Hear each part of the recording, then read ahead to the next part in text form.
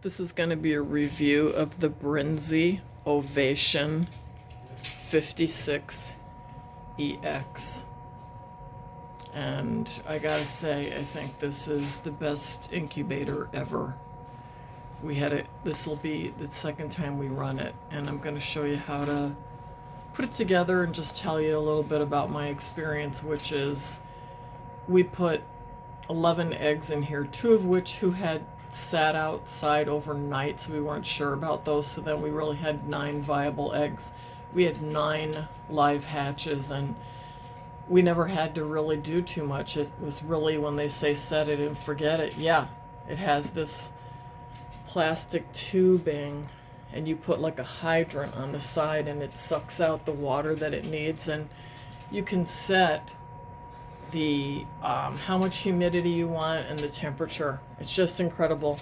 It is expensive, yeah. I had to pay I think the total price for the unit was $4.19, and then we bought these additional, this is for the larger eggs because we're hatching goose eggs, and so the larger eggs trays cost, I think, $55, $54, something like that additional. So it was not cheap.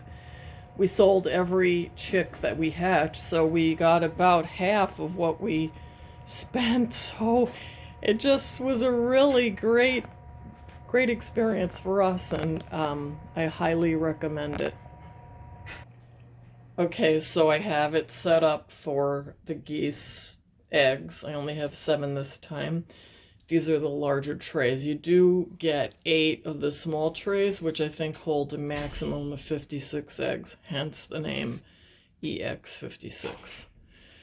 So I just want to show, these just sit in this link here, and they turn like that. And I lifted this one because this is the hydrant for this little paper sponge goes in there, and the water drips down and goes here and goes onto that sponge, and there's no mess. Oh my gosh, it's because we have hatched in a homemade incubator before, and we've hatched in a farm innovator, which is the junkiest one ever.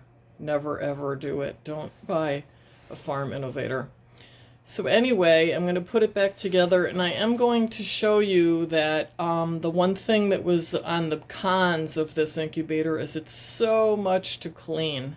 So I'm just going to show you that.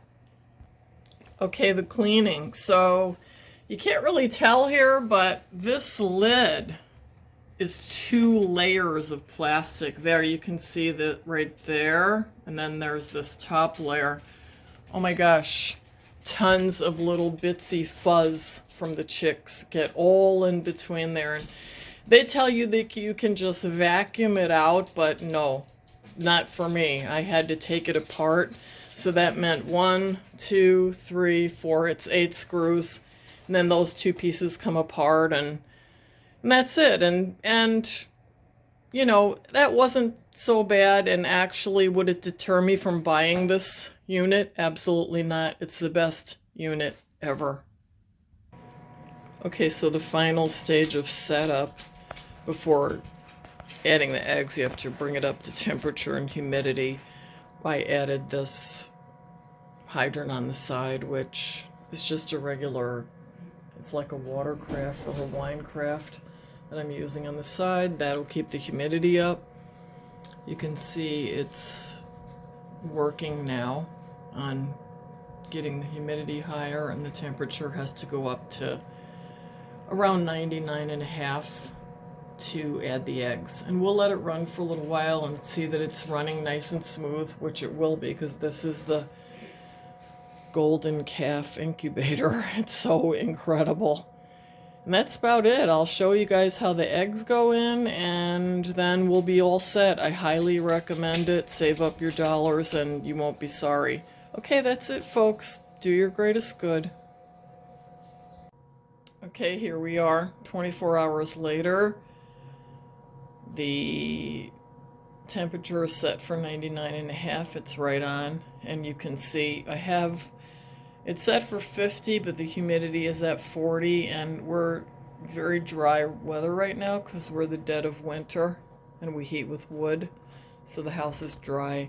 So I'm going to add the eggs, and that will bring the humidity up too, because they're very moist and they add moisture. Okay?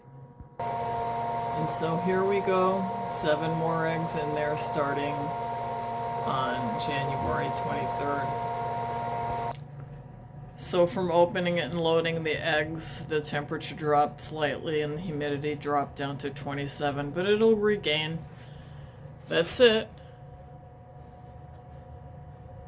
And that's all there is. Do your greatest good.